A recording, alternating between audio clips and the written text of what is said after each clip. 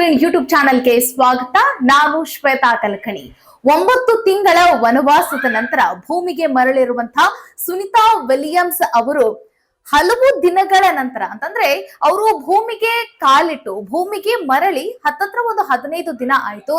So ಈಗ ಅವರು ಸುದ್ದಿಗೋಷ್ಠಿಯನ್ನ ಮಾಡಿ 9 ತಿಂಗಳದ ಆ ಒಂದು ಸುದೀರ್ಘ ಅವಧಿಯ ಆ ಅನುಭವವನ್ನ ಜನರ ಮುಂದೆ ಹಂಚಿಕೊಂಡಿದ್ದಾರೆ. ಅಷ್ಟೇ ಅಲ್ಲ, ಭಾರತ ಹೇಗೆ ಕಾಣಿಸುತ್ತೆ ಬಾಹ್ಯಾಕಾಶದ ಆ ಒಂದು ಇಂಟರ್ನ್ಯಾಷನಲ್ ಸ್ಪೇಸ್ ಅಲ್ಲಿ ಅವರು ಇರುವಂತ ಸಂದರ್ಭದಲ್ಲಿ ನೋಡಿ, ಭಾರತದ ಮೇಲೆ ಹಾದು ಹೋಗುವಂತ ಸಂದರ್ಭದಲ್ಲಿ ಹೇಗ್ ಕಾಣಿಸುತ್ತೆ ಭಾರತ, ಮತ್ತೆ ನಮ್ಮ ಹಿಮಾಲಯ ಪರ್ವತ ಶ್ರೇಣಿಗಳು ಹೇಗ್ ಕಾಣಿಸುತ್ತೆ, ಹಾಗೆ ದೊಡ್ಡ ದೊಡ್ಡ ಸಿಟಿಗಳೆಲ್ಲ ಯಾವ ರೀತಿಯಾಗಿ ಕಣ್ಣಿಗೆ ಗೋಚರಿಸುತ್ತೆ, ಇದೆಲ್ಲವನ್ನು ಕೂಡ ಅವರು ತುಂಬಾ ಚೆನ್ನಾಗಿ ಹೇಳ್ಕೊಂಡಿದ್ದಾರೆ. ಸೊ ಅದ್ರ ಬಗ್ಗೆ ನಾವು ಮಾತಾಡ್ತಾ ಹೋಗೋಣ ಇವತ್ತಿನ ವಿಡಿಯೋದಲ್ಲಿ. ವಿಡಿಯೋನ ಅಂತ್ಯದವರೆಗೂ ನೋಡಿ. ವಿಡಿಯೋ ಇಷ್ಟ ಆಗಿದ್ರೆ ಲೈಕ್, ಶೇರ್, ಕಾಮೆಂಟ್, ಸಬ್ಸ್ಕ್ರೈಬ್ ಮಾಡೋದನ್ನ ಮರಿಬೇಡಿ.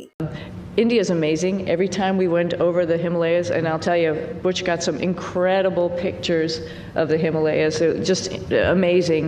And you can see, like I've described it before, just like this ripple that happened, obviously when the plates collided, and then as it flows down into India, it's many, many colors. I think when you come from the east going into like Gujarat and Mumbai, the fishing fleet that's off the coast there gives you a little bit of a beacon that here we come. And then all throughout India, I think the impression I had was it was just like this network of lights from the bigger cities going down through the smaller cities. Just incredible to look at night as well as during the day, highlighted of course by the Himalayas, which was just incredible as a forefront going down into India. I hope, and I think for sure, I'm going to be going back to my father's home country and visiting with people and getting excited about the first, or not the first, but the Indian astronauts who's going up on the Axiom mission coming up. Pretty awesome. They'll have a hometown hero there of their own that will be able to talk about how wonderful the International Space Station is from his perspective.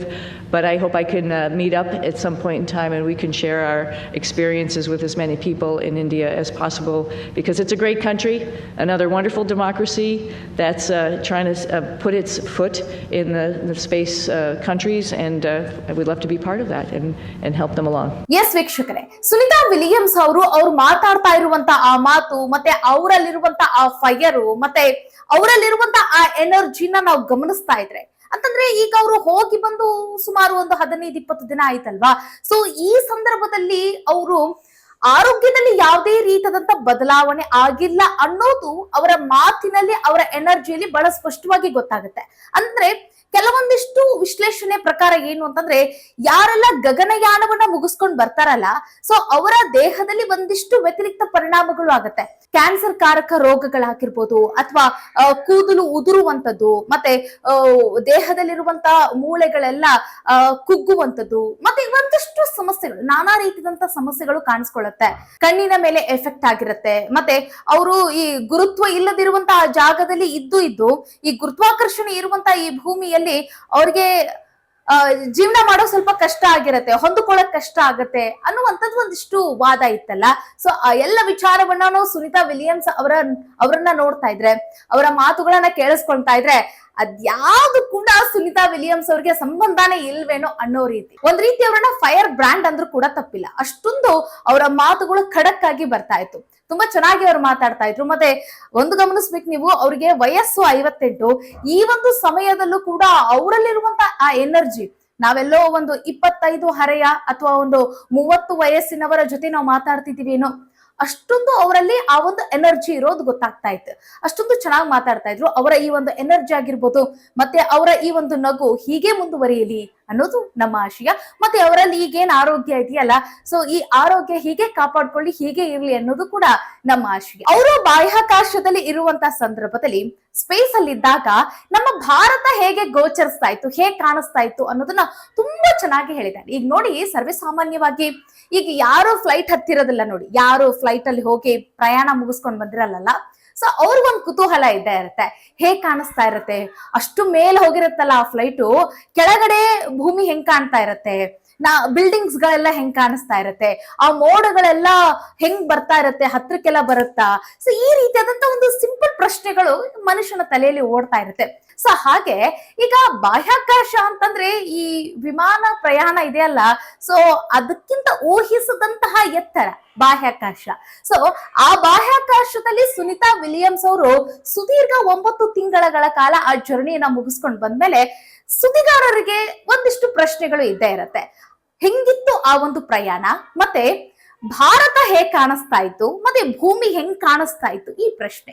ಭೂಮಿ ಅಂತ ನೀವು ಅರ್ಥ ಮಾಡ್ಕೊಳ್ಳಿ, ಆ space ಹೇಗಿರತ್ತೆ ಅಂತಂದ್ರೆ, ಈಗ ಭೂಮಿಯ ಸುತ್ತ ಉಪಗ್ರಹವಾಗಿರುವಂತಹ ಚಂದ್ರ ಹೇಗ್ ಸುತ್ತಾ ಇರ್ತಾನಲ್ಲ, ಸೊ ಹಾಗೆ ಈ ಭೂಮಿಯ ಸುತ್ತ ಈ ಇಂಟರ್ನ್ಯಾಷನಲ್ ಸ್ಪೇಸ್ ಸ್ಟೇಷನ್ ISS ಸುತ್ತಾ ಇರುತ್ತೆ. ಸೊ ಆಗ ಭಾರತ ಏನಾದ್ರೂ ಭಾರತದ ಮೇಲೆ ಹಾದು ಹೋಗುವಂತ ಸಂದರ್ಭದಲ್ಲಿ ಭಾರತ ಹೇಗ್ ಕಾಣಿಸುತ್ತೆ ಅನ್ನೋದನ್ನ ಸುನಿತಾ ವಿಲಿಯಮ್ಸ್ ಅವರು ತುಂಬಾ ಚೆನ್ನಾಗಿ ಹಂಚ್ಕೊಂಡಿದ್ದಾರೆ. ಅಂತಂದ್ರೆ ಈ ತುಂಬಾ ದೊಡ್ಡ ದೊಡ್ಡ ನಗರಗಳಿರುತ್ತೆ ನೋಡಿ, ನಮ್ಮ ಭಾರತದ ಬಗ್ಗೆ ಅವರು ವಿಶ್ಲೇಷಣೆ ಮಾಡಿರೋದು, ಅದ್ರ ಬಗ್ಗೆ ಹೇಳ್ಕೊಂಡಿದ್ದಾರೆ ಅವರು. ದೊಡ್ಡ ದೊಡ್ಡ ನಗರಗಳಿರುತ್ತಲ್ಲ, ಅದೆಲ್ಲವೂ ಕೂಡ ಚಿಕ್ಕ ಚಿಕ್ಕ ಸ್ಟಾರ್ ಗಳ ತರ ಕಾಣಿಸುತ್ತೆ, ತುಂಬಾ ಚೆನ್ನಾಗಿ ಹೊಳಿತಾ ಇರುತ್ತೆ, ಚೆನ್ನಾಗಿ ಕಾಣಿಸುತ್ತೆ ಅಂತ ಹೇಳ್ತಾರೆ. ಮತ್ತೆ ನಮ್ಮ ಹೆಮ್ಮೆಯ ಪರ್ವತ ಶ್ರೇಣಿಗಳು, ಹಿಮಾಲಯ ಪರ್ವತ ಶ್ರೇಣಿಗಳು ತುಂಬಾ ಅದ್ಭುತವಾಗಿ ಕಾಣಿಸುತ್ತೆ. ಅದನ್ನ ಇವರು ಬುಚ್ ಅವರು ಅದನ್ನ ಶೂಟ್ ಮಾಡಿದ್ದಾರೆ, ಫೋಟೋ ಎಲ್ಲ ತೆಗೆದಿದ್ದಾರೆ ಅಂತಾನೂ ಕೂಡ ಹೇಳ್ತಾರೆ. ಅದರ ಜೊತೆಗೆ ಅವರು ತುಂಬಾ ಗ್ರಾಟಿಟ್ಯೂಡ್ ಫೀಲ್ ಮಾಡಿದ್ರು ನಮ್ಮ ಭಾರತದ ಬಗ್ಗೆ, ಭಾರತದ ಪ್ರಜಾಪ್ರಭುತ್ವದ ಬಗ್ಗೆ, ಮತ್ತೆ ನನ್ನ ತಂದೆಯ ನಾಡು ಅದು, ನನ್ನ ತಂದೆ ಹುಟ್ಟಿದ ನಾಡು ಅದು. ಸೊ ನಾನು ಕೂಡ ಬರ್ತೀನಿ, ಅತಿ ಶೀಘ್ರದಲ್ಲಿ ಬರ್ತೀನಿ. ಮತ್ತೆ ಈಗ ಬಾಹ್ಯಾಕಾಶಕ್ಕೆ ಬಂದಿರುವಂತ ಆ ಒಂದು ಅನುಭವವನ್ನ ಭಾರತೀಯರ ಜೊತೆಗೆ ನಾನು ಹಂಚ್ಕೊಳ್ತೀನಿ. ಸೊ ಅವ್ರಿಗೂ ಕೂಡ ಆ ಒಂದು ಜರ್ನಿಯ ಬಗ್ಗೆ ಒಂದಿಷ್ಟು ಕ್ಯೂರಿಯಾಸಿಟಿ ಇರುತ್ತಲ್ಲ, ಸೊ ಅದ್ರ ಬಗ್ಗೆ ಅವ್ರಿಗೂ ಕೂಡ ಒಂದಿಷ್ಟು ಕುತೂಹಲ ಇರುತ್ತೆ, ಅದ್ರ ಬಗ್ಗೆ ಜ್ಞಾನ ಬರುತ್ತೆ ಅಂತಾನು ಕೂಡ ಹೇಳಿದ್ದಾರೆ. ಮತ್ತೆ ಮುಂದುವರೆದು ಒಂದಿಷ್ಟು ಪ್ರಶ್ನೆಗಳು ಬರುತ್ತೆ. ನಾಸಾ ಜೊತೆ ನೀವು ಇವಾಗ ಏನ್ ವರ್ಕ್ ಮಾಡ್ತಾ ಇದ್ದೀರಲ್ಲ, ಸೊ ನೀವು ಇಸ್ರೋಗೂ ಸ್ವಲ್ಪ ಹೆಲ್ಪ್ ಮಾಡ್ತೀರಾ, ಇಸ್ರೋ ಜೊತೆಯೂ ಕೂಡ ಕೆಲಸ ಮಾಡ್ಲಿಕ್ಕೆ ಆಸಕ್ತರಾಗಿದ್ದೀರಾ ಅಂತ ಹೇಳ್ತಾರೆ. ಅದಂದ್ರೆ ಅರ್ಥ ಮಾಡ್ಕೊಳ್ಳಿ, ಭಾರತಕ್ಕೆ ಬರ್ತೀನಿ, ಭಾರತೀಯರ ಜೊತೆಗೆ ಒಂದಿಷ್ಟು ಈ ಕುತೂಹಲಗಳಿಗೆ ತೆರೆ ಎಳಿತೀನಿ, ಅದರ ಒಂದು ಅನುಭವನ ಹಂಚಿಕೊಳ್ತೀನಿ ಅಂತ ಹೇಳಿದಾರಲ್ಲ. ಸೊ ಅಲ್ಲೇ ಗೊತ್ತಾಗುತ್ತೆ ಅವ್ರು ಇಸ್ರೋಗೂ ಕೂಡ ಒಂದ್ ಸ್ವಲ್ಪ ಹೆಲ್ಪ್ ಮಾಡ್ತಾರೆ, ಇಸ್ರೋದಲ್ಲಿಯೂ ಕೂಡ ಸ್ವಲ್ಪ ಅವರು ಕೂಡ ಜಂಟಿಯಾಗಿ ಕೆಲಸ ಮಾಡ್ಲಿಕ್ಕೆ ಇಚ್ಛಿಸ್ತಾರೆ ಅನ್ನೋದು ಕೂಡ ಇಲ್ಲಿ ಗೊತ್ತಾಗ್ತಾ ಇದೆ. ಒಟ್ಟಿನಲ್ಲಿ ಸುನಿತಾ ವಿಲಿಯಮ್ಸ್ ಅವರು ಆರೋಗ್ಯವಾಗಿದ್ದಾರೆ ಅನ್ನೋದು ಇಲ್ಲಿ ಬಹಳ ಸ್ಪಷ್ಟವಾಗಿ ಗೊತ್ತಾಗ್ತಾ ಇದೆ. ಅದು ಏನೋ ಗೊತ್ತಿಲ್ಲ, ಅವರಲ್ಲಿ ಎಲ್ಲರಲ್ಲೂ ಇಲ್ಲದೆ ಇರುವಂತ ಆ ಎನರ್ಜಿಯನ್ನ ನಾವು ಕಾಣಬಹುದು. ಅವರ ಮಾತು, ಮತ್ತೆ ಆ ಒಂದು 58ರ ಆ ಒಂದು ವಯಸ್ಸಿನಲ್ಲೂ ಸಹಿತ ಹದಿಹರಿಯದ ಪ್ರಾಯ ಅಂತ ಇರುತ್ತಲ್ಲ, ಸೊ ಆ ರೀತಿಯಾಗಿ ಅವರು ಮಾತನಾಡುವಂತ ಆ ಮಾತುಗಳು, ಆ ಎನರ್ಜಿ, ಆ ಫೈರ್, ಸೊ ಅದೆಲ್ಲದಕ್ಕೂ ಕೂಡ ನಾವು ಹ್ಯಾಟ್ಸ್ ಆಫ್ ಅಂತ ಹೇಳಲೇಬೇಕು. ಸೊ ಆ ರೀತಿ ಈಗ ನೋಡಿ, ಏನಾದ್ರೂ ಒಂದು ಸಣ್ಣ ಪುಟ್ಟ ಕೆಲಸ ಮಾಡಿದಾಗ ಸುಸ್ತು, ಆಯಾಸು ಅಂತ ಹೇಳುದು, ಮತ್ತೆ ಆಗ್ಬೇಕಾಗಿರುವಂತ ಕೆಲಸವನ್ನ ಮುಂದೂಡುವುದು, ಈ ರೀತಿಯಾಗಿ ಮಾಡುವಂತ ಮಹಿಳೆಯರು ಕೂಡ ಇದ್ದಾರೆ, ಹಾಗೆ ಪುರುಷರು ಕೂಡ ಇದ್ದಾರೆ. ಸೊ ಎಲ್ರು ನಾವು ಈ ಸುನಿತಾ ವಿಲಿಯಮ್ಸ್ ಅವರ ಒಂದು ಕಾರ್ಯವೈಖರಿ, ಮತ್ತೆ ಅವರ ಒಂದು ಜೀವನ ಶೈಲಿ, ಮತ್ತೆ ಅವರು ಅಂತಹ ಒಂದು ಬಾಹ್ಯಾಕಾಶಕ್ಕೆ ಬಂದ್ರು ಕೂಡ ಅವರು ಯಾವ ಒಂದು ಸಣ್ಣ ಎಳೆಯಲ್ಲೂ ಕೂಡ ಅವರು ಕುಗ್ಗದೆ ಈಗ್ಲೂ ಕೂಡ ಆ ಒಂದು ಫೈರ್ ನ ಕಾಪಾಡ್ಕೊಂಡಿದಾರಲ್ಲ, ಸೊ ಇದೆಲ್ಲವೂ ಕೂಡ ಇನ್ಸ್ಪಿರೇಷನ್ ಅಂತ ಹೇಳ್ತಾ ಮುಂದಿನ ವಿಡಿಯೋದಲ್ಲಿ ಮತ್ತೊಂದು ವಿಶೇಷ ವಿಚಾರದೊಂದಿಗೆ ಸಿಗೋಣ. ಅಲ್ಲಿವರೆಗೂ ಸುನಿತಾ ವಿಲಿಯಮ್ಸ್ ಬಗ್ಗೆ ನಿಮ್ಗೆ ಏನ್ ಅನಿಸ್ತಾ ಇದೆ ಅನ್ನೋದ್ರ ಬಗ್ಗೆ ಕಾಮೆಂಟ್ ಮಾಡೋದನ್ನ ಮರಿಬೇಡಿ. ಸಿಗೋಣ, ನಮಸ್ಕಾರ.